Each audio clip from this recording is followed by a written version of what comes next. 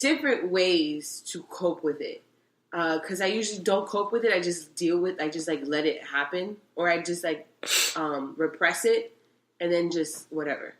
And I think that one of those things is focusing on that and making sure that I address that.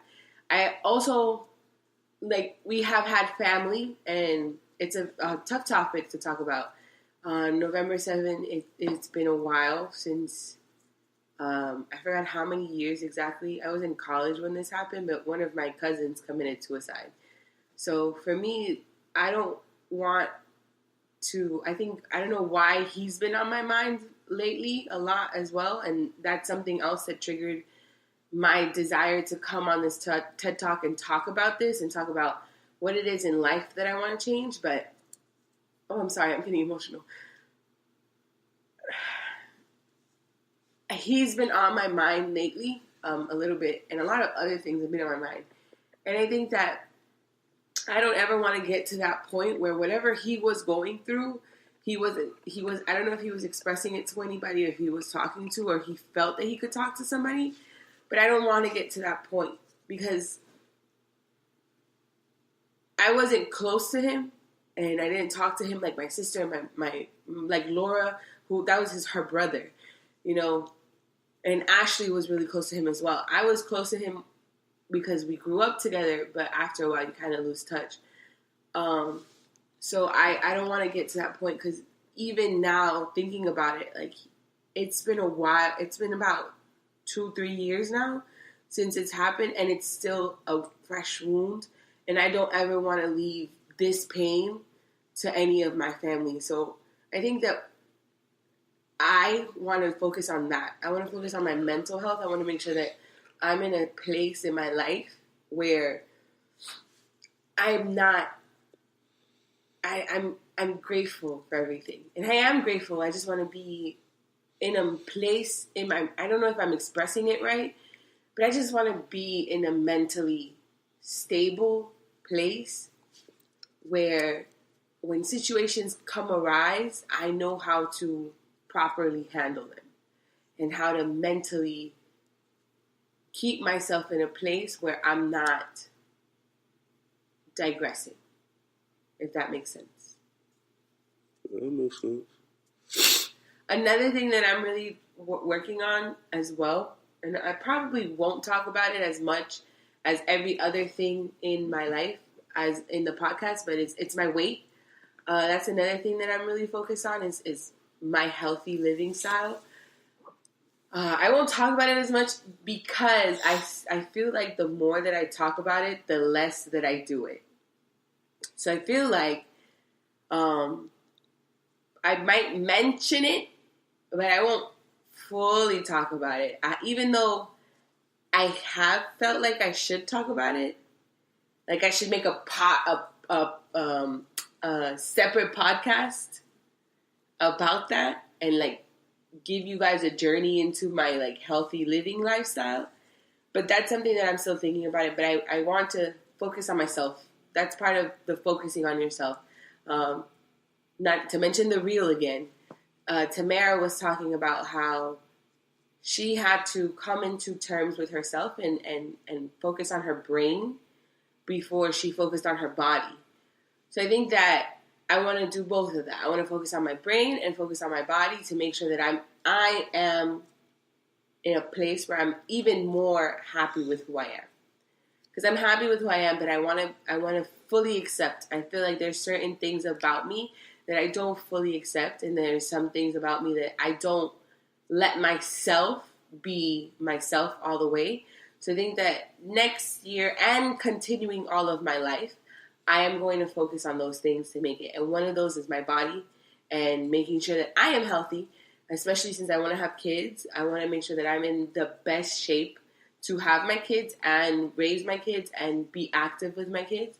So I think that that's one of the things that I want to focus on.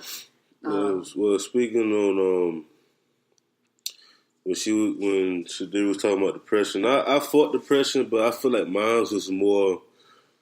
I was so stressed growing up about trying to be perfect in a way, try to impress people. Not just any any people, but like, you know, like my family and stuff like that, that sometimes it turned into depression, and then I should ask myself, like, you know, why I'm doing this, why I'm doing that, and things like that. But as I got older, I still tend to be stressed out sometimes, because my thing is that I want to be like the best, like that I can be, that I want to be. Because, you know, growing up, I always went through different like battles and stuff and different challenges. Like, I've been bullied before. Like, everybody been bullied before.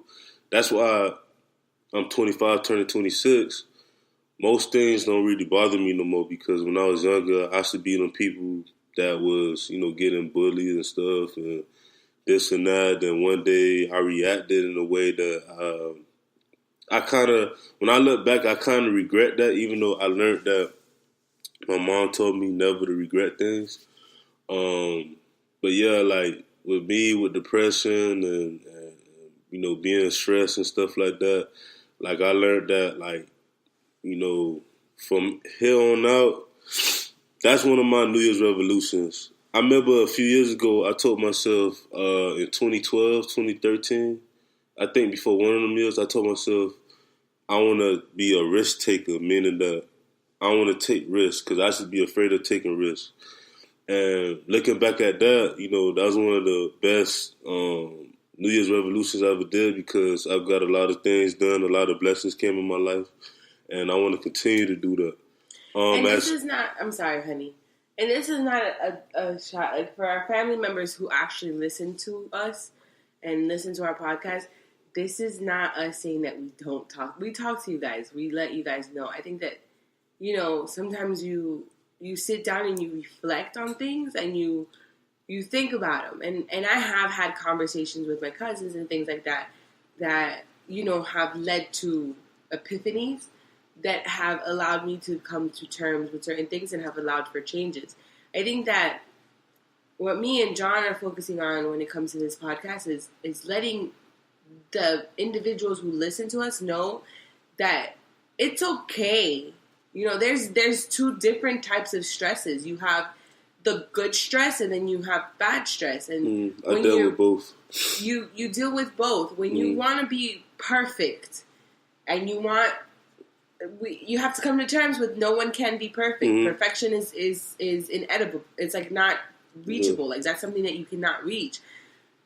But you have to be imperfectly perfect for yourself. Yep. And I tell that to John all the time. He is imperfectly perfect for me, because he's not the perfect person, because he's not God. Nope. But his imperfections, every single imperfection he has, is the perfect thing for me. I love every imperfection he has. And I think that that's something that me and John I found out what I'm trying to say. I think that that's what me and John are trying to figure out now in this new year and for the rest of our life, is to take every imperfection that we have, and instead of looking at it as a imperfection, looking at it as a perfect part of us, and how that imperfect perfection allows us to become better individuals. To become individuals who are doing all the things that they want to do. So even though I'm not the perfect size or the way that I want to be when it comes to my body, I'm okay with it, because I am still happy. I have someone who loves every curve and loves my tummy and loves my fupa, like all of that. But because of that, I want to make it better. So I think that next year, that's what I'm focusing on, is that same thing of striving to make my imperfections something that I can accept. Yeah, and like that's the same with me. She gonna start early. Yes, the reason why I'm gonna start on the 1st is not because, you know, the typical, you know, people want to start on New Year's, but I thought about it the other day, and I was just like, you know, I'm a type of person, I have to start, like, I can't work out on the Thursday and then I have to work out, like, starting in the beginning of the week, that Monday. So I'm like, let me do it. The beginning of the week is a Sunday. Yeah, but in my mind, it's a Monday. But anyway, to me, Sunday is the rest. But I told myself, since this upcoming year is perfect, the new year starts on a Monday, I'm going to give myself a 365 challenge. Maybe a 360 because, we got the wedding and stuff. But 365, like, I want to start working out, but also, like, I want to eat healthy. I want to read more books. I want to do a lot of things because, like, like Sadery like most people know, I have, besides my 9 to 5, like, I have a lot of businesses that, I'm trying to grow. Check out Random Stuff Marketing. It's got Random Stuff Marketing, Random Stuff clothing line. I have my music, Teamdrg. Shout out to Valona. Shout out to Spliffy Joe. Shout out to Shamar. Shout out to all the artists that I work with. I also still want to be a sports entertainment agent. He has a I have an e-sport. Shout out to my boys, Tom Shore, Sheldon, and Erickson and all them. It's a lot of stuff that I'm doing on my plate too as well. And I always do my research on how, these millionaires and billionaires become, because with me, it's not about the money, but it's about being comfortable. Because just like, what Sadery said about, her working out and stuff like that, like, I just want to be in a place where, I can have us, travel. Because I want to travel a lot too. Even when we have kids, like, I still want us to travel, like, I want to do that. I want to, provide, for our parents and stuff like that. Because like my dad told me one day, as I get older, they getting older, it's going to get to a point just like my grandfather and her grandparents and stuff like that. Like, we helping them. 20 years from now, our parents going to be in that same boat. Hopefully not, but they going to be in that boat where we going to have to. My parents won't be. They going to be traveling. Yeah, I mean, all our parents gonna be traveling. My mom, all of them traveling. I'm just saying, like, as time, goes, like, I start realizing, like, we really, like, growth there's nothing wrong with growth. Like, I even tell my kids and stuff like that, and they like 11, 12, 13, 15 years old. Like, when you get to my age, you're going to start realizing, like, if you follow your path and you achieve your goals and you do the right stuff, you're going to look back like, I did a lot. Because I reflect all the time. That's one of the things that, most successful people do. They reflect. As a teacher, I do that every day. Because I reflect on my lessons. Like, how did my lesson go? But then I'm realizing now that it's the perfect thing to do when you are a person too, like a regular person. Reflecting is so therapeutic. I don't know if you agree with me, Ben. I'm sorry for interrupting you again, but I feel like there's such a therapy when it comes to reflecting because you look at things differently when you step back and you pull yourself out of a situation and you reflect on it. And there's a lot of things that I've just been reflecting on, and I'm like, you know what? I don't think I'm in the best situation if I put myself in this situation. And reflecting is a great thing when you are just to just fix your soul, man. Yeah, I reflect. How I reflect is either if I'm playing my video game or if I'm in the truck, like when I drive my truck and I'm listening to music and I just think about like how life was 5-10 years ago and how it is now. Like, a lot of people, tell us, especially about our relationship that, it's perfect and stuff like that. I mean, we have our times where we disagree on things and stuff like that. But, like I tell them, like, it's just about, you have to just take one day at a time, even with yourself as an individual, because people look at me like I've done a lot. I mean, to myself, I've done a lot, but I'm not satisfied in a way. Like I'm grateful. I'm blessed. But I'm a type of person where I don't get too satisfied. I don't get too comfortable because if I do, I'ma stay in the level where I don't want to be at. Like I always wanted to be